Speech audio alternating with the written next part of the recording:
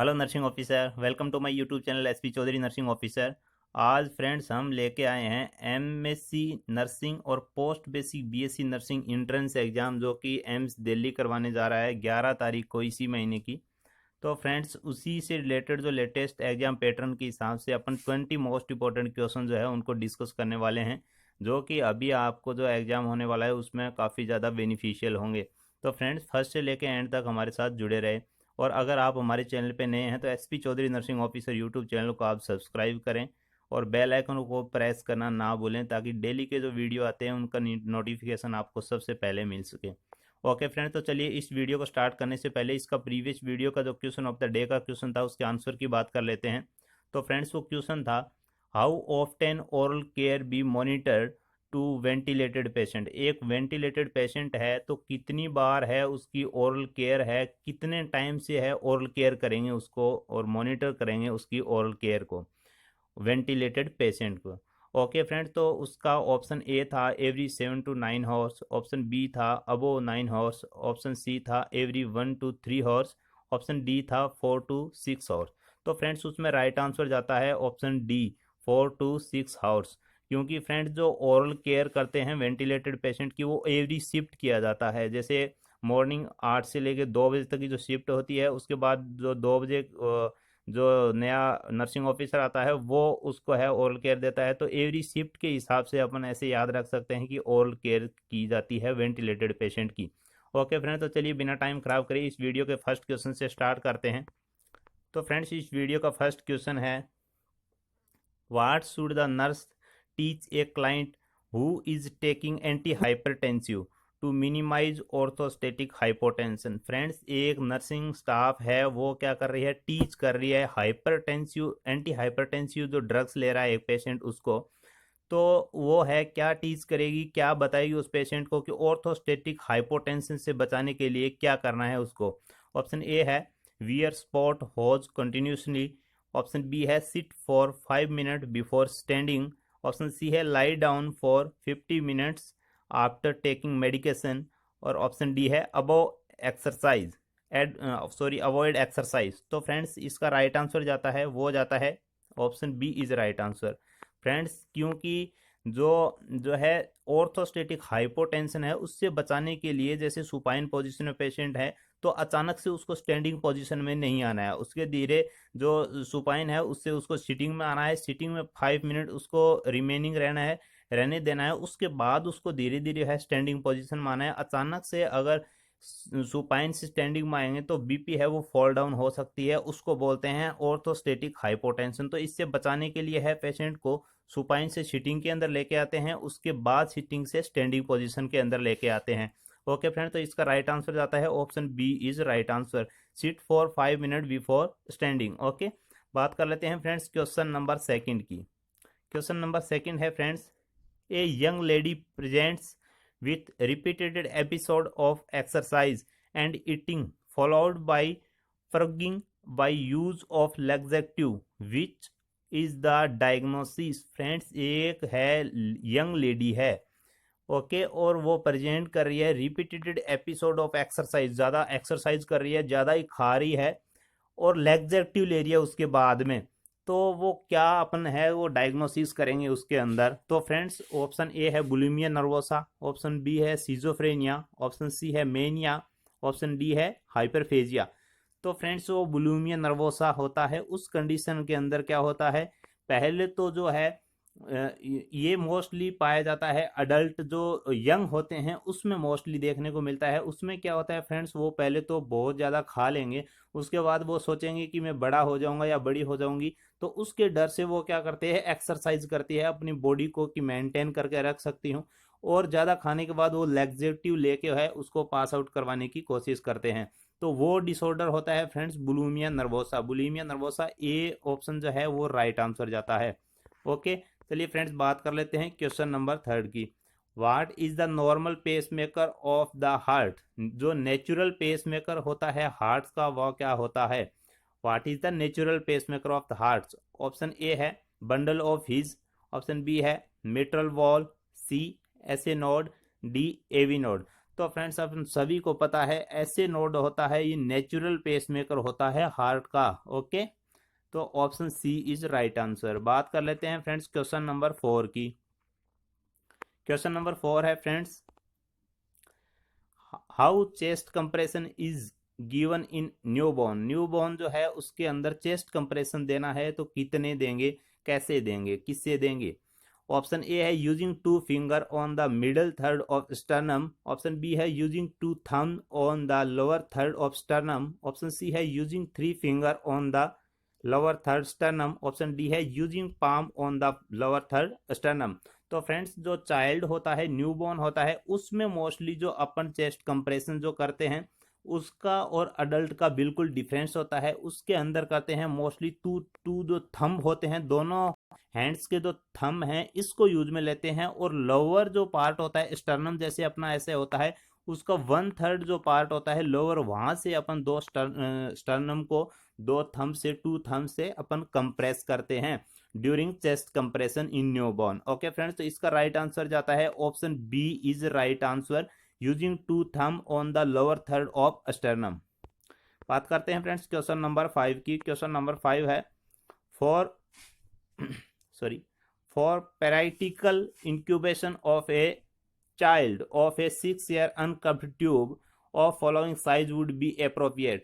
For friends question बोल रहा है कि एक 6 साल का बच्चा है, ओके, और उसको इंक्यूबेट किया गया है, अनकप्ड ट्यूब डाली गई है, तो उसका साइज अप्रोप्रिएट क्या होगा। ऑप्शन ए है 5 to 5 mmID। ऑप्शन बी है 3 mmID। ऑप्शन सी है 6.5 mmID।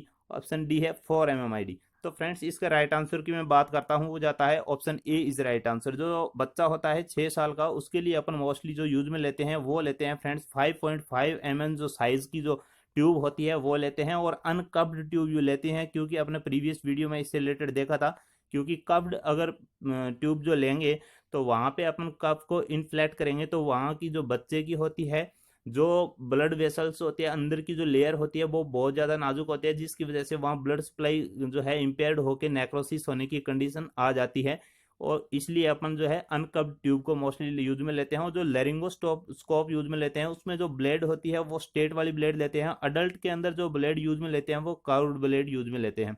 ओके फ्रेंड्स, तो इसका राइट आंसर जा रहा है ऑप्शन ए 5.5 MD 5.5 mmID। ओके फ्रेंड्स, चलिए बात कर लेते हैं क्वेश्चन नंबर 6 की। क्वेश्चन नंबर 6 है, एक post operative wound is observe for. एक पोस्ट ऑपरेटिव यानी ऑपरेशन होने के बाद ये सर्जिकली वुंड है, ऐसे नहीं कि कोई चोट लगी है, तो पोस्ट ऑपरेटिव वुंड है उसको कैसे ऑब्जर्व करेंगे। ऑप्शन ए है स्टैनिंग। ऑप्शन बी है ड्रेनेज। ऑप्शन सी है bleeding and discharge. Option D है प्रेशर सोर्स। तो फ्रेंड्स इसका राइट आंसर जाता है, वो जाता है ब्लीडिंग एंड डिस्चार्ज जो होता है, इसको अपन देख के है पोस्ट ऑपरेटिव वुंड की कंडीशन अपन फाइंड आउट कर सकते हैं। जैसे प्यूरलेंट अपने वुंड डिस्चार्ज हो रहा है तो अपन सोच सकते हैं कि इन्फेक्शन या इन्फ्लामेशन हो गया है, तो अपन मोस्टली है ब्लीडिंग की कंडीशन की, ब्लीडिंग बहुत ज़्यादा तो नहीं हो रही है, और वहाँ का डिस्चार्ज का कलर, उसकी स्मेल कैसी है, उसको देख के है अपन पोस्ट ऑपरेटिव वुंड को है ऑब्जर्व कर सकते हैं। तो फ्रेंड्स क्वेश्चन बात कर लेते हैं क्वेश्चन नंबर 7 की। क्वेश्चन नंबर 7 है, रीएट्रीब्यूशन थेरेपी इज यूज इन। रीएट्रीब्यूशन जो थेरेपी होती है वो किसके अंदर यूज में लिया जाता है। ऑप्शन ए है साइकोसिस। ऑप्शन बी है डिप्रेशन। ऑप्शन सी है सोमेटोफॉर्म डिसऑर्डर। ऑप्शन डी है मेनिया। तो फ्रेंड्स जो रीएट्रीब्यूशन जो थेरेपी यूज में लेते हैं वो लेते हैं सोमेटोफॉर्म डिसऑर्डर के अंदर, मोस्टली रीएट्रीब्यूशन थेरेपी को यूज में लिया जाता है। तो option C is right answer, somatoform disorder. Okay friends, चलिए बात कर लेते हैं क्वेश्चन नंबर 8 की।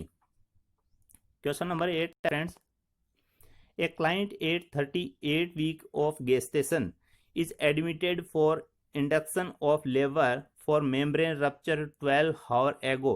There are no other sign of labor. Which medication does the nurse anticipate will be prescribed?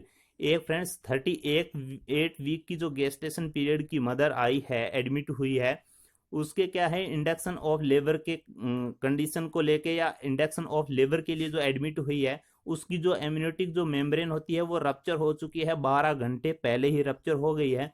तो उसमें जो 12 घंटे रप्चर हुए मेम्ब्रेन हो गए हैं, उसके बाद भी है उसके जो है लेबर के जो है साइन एंड सिम्टम नहीं दिख रहे हैं, साइन नहीं आ रहा है कि लेबर इसको होगा या स्टार्ट हो रहा है, तो नर्स है वो क्या एंटिसिपेट करेगी, उसको कौन सी मेडिकेशन देगी।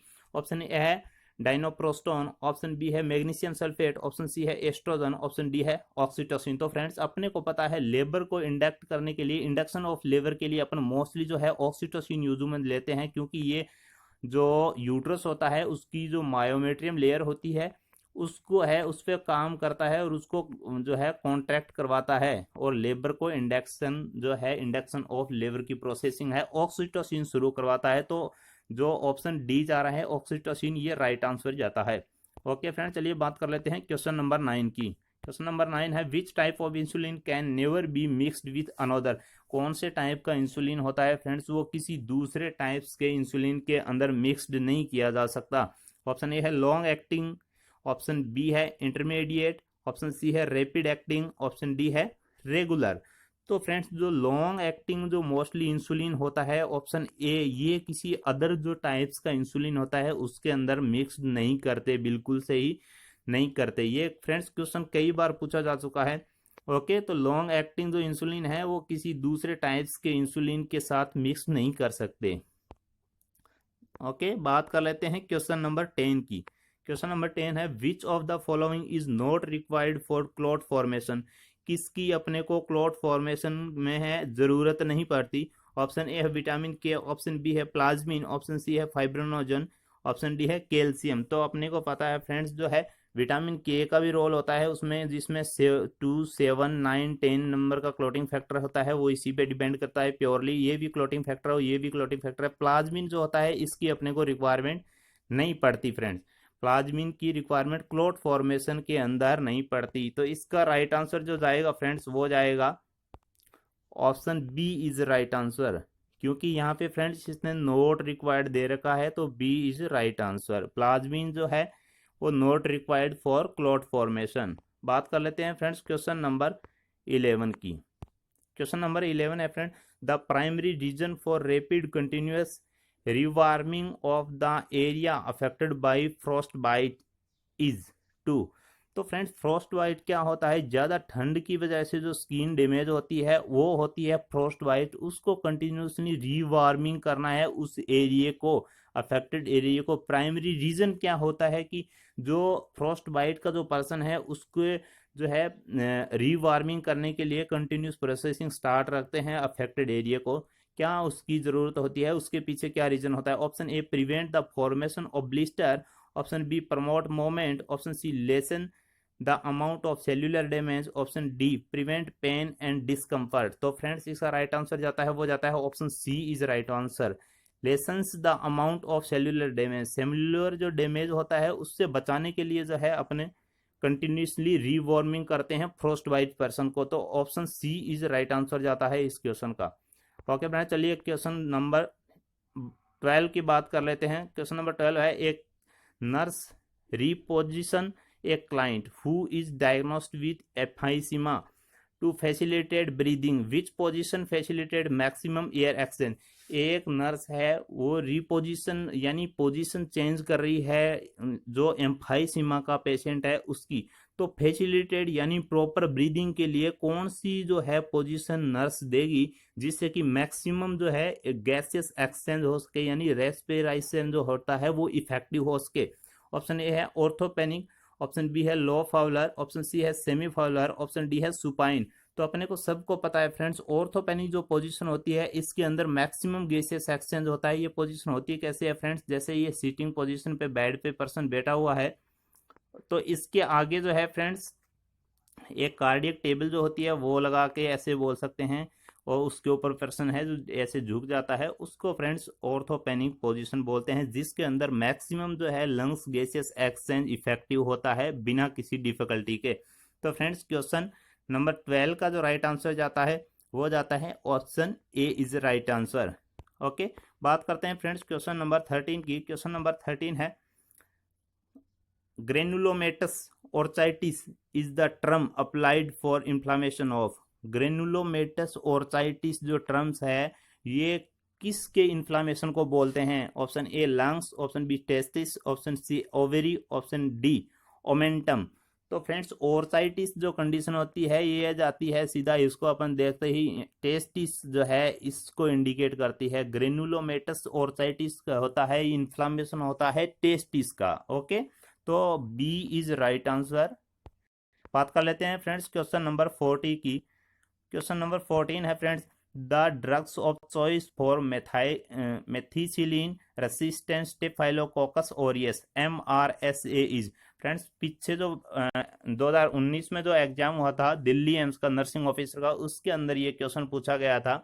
एक होता है फ्रेंड्स VRSA, वो फ्रेंड्स होता है vancomycin resistant staphylococcus aureus. Okay, तो MRSA है, इसकी ड्रग्स ऑफ चॉइस क्या होती है? उस MRSA होता है क्या है फ्रेंड्स, मेथिसिलिन जो ड्रग्स होती है ये बॉडी में रेसिस्टेंट कोज करवा लेती है, तो इसकी जगह है अपने को कौन सी ड्रग्स उस पेशेंट को प्रिस्क्राइब करनी चाहिए, ये क्वेश्चन ये बोल रहा है। ऑप्शन ए है क्लेंडामाइसिन, ऑप्शन बी है वेनकोमाइसिन, ऑप्शन सी है इरिथ्रोमाइसिन और ऑप्शन डी है जेंटामाइसिन। तो फ्रेंड्स इसका राइट आंसर जाता है वो जाता है option B is right answer. Vancomycin drugs कहते हैं MRSA methicillin resistant staphylococcus aureus की अगर कंडीशन हो तो उसकी जगह मेथिसिलिन की जगह है वेनकोमाइसिन ड्रग्स प्रिस्क्राइब्ड की जाती है। तो क्वेश्चन नंबर 14 का राइट आंसर जाता है friends option B, vancomycin is right answer. Okay, बात कर लेते हैं फ्रेंड्स क्वेश्चन नंबर 15 की। क्वेश्चन नंबर 15 है friends, vitamin A supplementation is given to child from the age of 1 to 6 year of every. एक जो है 1 to 6 ईयर्स का तो कोई बेबी है उसको है विटामिन ए का सप्लीमेंट अपन देते हैं, तो कितने टाइम तक उसको है 1 to 6 ईयर होता है, कितने कितने टाइम से उसको रिपीट करते हैं कि विटामिन ए की डोज उसको कितने कितने टाइम के बाद जरूरी होता है देना। Option A 12 month, option B 6 month, option C 9 month, option D 3 month. तो फ्रेंड्स इसका राइट आंसर जाता है 6 मंथ, क्योंकि फ्रेंड्स जो बर्थ होता है, जो मिजल्स का अपने इंजेक्शन लगता है उसके साथ में जो मान के चलो अपने विटामिन ए की 1 लाख जो है इंटरनेशनल यूनिट जो है विटामिन ए का सप्लीमेंट देते हैं। उसके बाद फ्रेंड्स 6 ईयर्स तक एवरी 6 मंथ से है उसको 2 लाख इंटरनेशनल यूनिट के हिसाब से है विटामिन ए प्रिस्क्राइब्ड की जाती है। तो इसका राइट आंसर जाता है option B is right answer. 1 to 6 year का जो चाइल्ड है उसको एवरी 6 मंथ है वो विटामिन ए का सप्लीमेंट दिया जाता है। ओके फ्रेंड, चलिए बात कर लेते हैं क्वेश्चन नंबर 16 की। क्वेश्चन नंबर 16 है, a 36 years old multigravida who is at 40 weeks gestation is scheduled for an alpha fetoprotein test and alpha fetoprotein test is an indicator of। एक 36 ईयर्स की old जो फीमेल है मल्टीग्रेविडा है, उसको है 14 week gestation period है, वो हाल ही फिलहाल में है प्रेग्नेंट है 14 वीक्स का। तो फ्रेंड्स उसका जो अगर डायग्नोसिस किया गया तो उसके अंदर है अल्फा फिटोप्रोटीन है वो प्रेजेंट पाया गया। तो ये क्या इंडिकेट करता है अल्फा फिटोप्रोटीन? ऑप्शन ए है कार्डियक एनोमलीज, ऑप्शन बी है जीआई डिफेक्ट्स, ऑप्शन सी है न्यूरल ट्यूब डिफेक्ट्स और ऑप्शन डी है रीनल डिफेक्ट्स। तो फ्रेंड्स इसका राइट आंसर जाता है वो जाता है न्यूरल ट्यूब डिफेक्ट है। ये अल्फा फिटोप्रोटीन अगर प्रेजेंट है 14 वीक पे तो ये इंडिकेट करता है कि न्यूरल ट्यूब डिफेक्ट है, बेबी के अंदर है न्यूरल ट्यूब जो है उसमें जो है फॉर्मेशन डेवलपमेंट में कोई ना कोई एबनॉर्मलिटी देखने को मिलती है। तो option C is right answer. Okay friends, question number 17 की बात कर लेते हैं। Intradermal injection is given at. Intradermal जो इंजेक्शन होता है वो कितने डिग्री एंगल पे दिया जाता है? ऑप्शन ए है 45 डिग्री एंगल, ऑप्शन बी है 15 डिग्री एंगल, ऑप्शन सी है 30 डिग्री एंगल, ऑप्शन डी है 19 डिग्री एंगल। तो फ्रेंड्स इस क्वेश्चन का राइट आंसर जाता है वो जाता है option B is right answer. 15 degree angle के ऊपर जो है अपने को दिया जाता है इंट्राडर्मल इंजेक्शन। ओके, तो option B is right answer. बात कर लेते हैं फ्रेंड्स क्वेश्चन नंबर 18 की। क्वेश्चन नंबर 18 है, a client is receiving magnesium sulphate therapy for severe pre eclampsia. ध्यान रखना है फ्रेंड्स, जो कंडीशन दी हुई है इसको अपने को साथ में ध्यान में रखना है। What initial sign of toxicity should alert the nurse to intervenes. तो फ्रेंड्स जो क्लाइंट है वो रिसीव कर रहा है मैग्नीशियम सल्फेट थेरेपी को ले रहा है, तो उसको जो है सीवियर प्री एक्लेम्पसिया है इसलिए वो मैग्नीशियम सल्फेट की थेरेपी ले रहा है। तो नर्स जो है वो कौन सा साइन देखती है जिससे फाइंड आउट करती है कि मैग्नीशियम सल्फेट की है वो टॉक्सिसिटी हो गई है? Option A hyper active sensorium, option B increase in respiration rate, option C lack of knee jerk reflex, option D development of a cardiac dysrhythmia. तो फ्रेंड्स मैग्नीशियम सल्फेट की जो toxicity होती है ये mostly first sign and symptom यही आता है, lack of knee jerk movement mostly जो है देखने को मिलता है और बहुत बार क्वेश्चन आया है friends. Okay, lack of knee jerk movement है या नी जर्क रिफ्लेक्स है, ये देखने को मिलता है मैग्नीशियम सल्फेट की टॉक्सिसिटी के अंदर। ओके, और मैग्नीशियम सल्फेट है फ्रेंड्स, यहाँ ये भी क्वेश्चन बनता है जो अपन देते हैं, प्री एक्लेम्पसिया होता है, सीवियर प्री एक्लेम्पसिया की कंडीशन है, उसको ट्रीट करने के लिए अपन मैग्नीशियम सल्फेट दिया जाता है। ओके, बात कर लेते हैं फ्रेंड्स क्वेश्चन नंबर 19 की। क्वेश्चन नंबर 19 है friends, during the first 36 hours after the insertion of chest tube. While assessing the function of chest drainage system, the nurse identified that the water in the underwater seal tube is not moving. What initial action should the nurse take? एक friends 36 horse से है, पहले है chest tube लगाई थी किसी person के, तो नर्स जो है वो ड्रेनेज सिस्टम को उसको चेक कर रही है, तो वो देख रही है कि जो वाटर सील ड्रेनेज है उसके अंदर कोई भी मूवमेंट नहीं हो रहे, तो नर्स है इनिशियल एक्शन क्या लेगी उसके बाद में? ऑप्शन ए है check the tube to ensure that is no kinked, option B है turn the patient to the unaffected side, option C है inform the physician, option D है record patient vital sign immediately. तो friends इसका right answer जाता है, वो जाता है option A is right answer, क्योंकि फ्रेंड्स हो सकता है 36 आवर्स पहले जो ट्यूब लगाई थी वो किंक्ड हो चुकी है कहीं से, यानी मुड़ चुकी है, दब चुकी है या फोल्ड हो चुकी है, उसको है नर्स इंश्योर करेगी, चेक करेगी पहले ट्यूब को, उसके बाद जो अगर कोई एबनॉर्मलिटी देखने को मिलती है तो वो आगे की प्रोसेस होती है। तो सबसे पहले है नर्स चेक करेगी, check the tube to ensure that it is not kinked, ensure करेगी कि कहीं से ट्यूब जो है लगी हुई है वो किंक्ड नहीं है।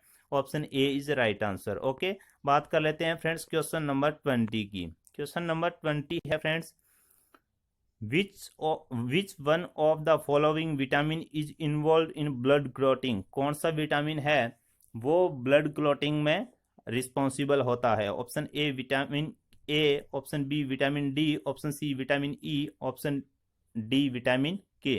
तो फ्रेंड्स इसका राइट आंसर जो जाता है वो जाता है डी, विटामिन के होता है, ये रिस्पॉन्सिबल होता है, इन्वॉल्व होता है क्लॉटिंग फैक्टर में। तो कि बहुत बार बताया चुका हूं मैं, 27,910 ऐसे याद रख सकते हैं या फिर ऐसे रख सकते हैं 2 + 7 = 9 नॉट 10, ऐसे याद रख सकते हैं, 27,910 के नाम से याद रख सकते हो, जो कि विटामिन के पे डिपेंडेंट जो क्लॉटिंग फैक्टर होते हैं।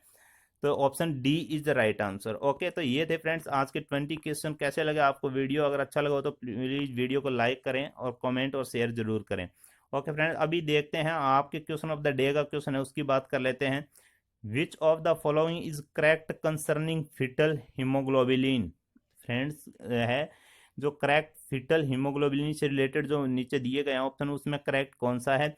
ऑप्शन ए है HbF has decrease oxygen carrying capacity, option B है HbF is compose to alpha and 2 gamma sub units, option C है HbF is present only in fetal life, option D है HbF is composed of 2 alpha and 2 beta sub units. तो friends इसका answer आपको जो है comment box के अंदर देना है डेली की तरह। ओके, तो ये था फ्रेंड्स आज का वीडियो। कैसा लगा हमारे वीडियो? अगर अच्छा लगा हो तो please comment share and like करें, और अगर आप हमारे चैनल पे नए हैं तो सब्सक्राइब जरूर करें। और फ्रेंड्स जितना हो सके आप क्वेश्चन प्रैक्टिस करते रहें, आपका जो है सिलेक्शन हो जाएगा, क्योंकि लॉकडाउन के चलते बहुत ज़्यादा भीड़ यहाँ नहीं होने वाली है। ओके फ्रेंड्स, तो thank you, goodbye, best of luck.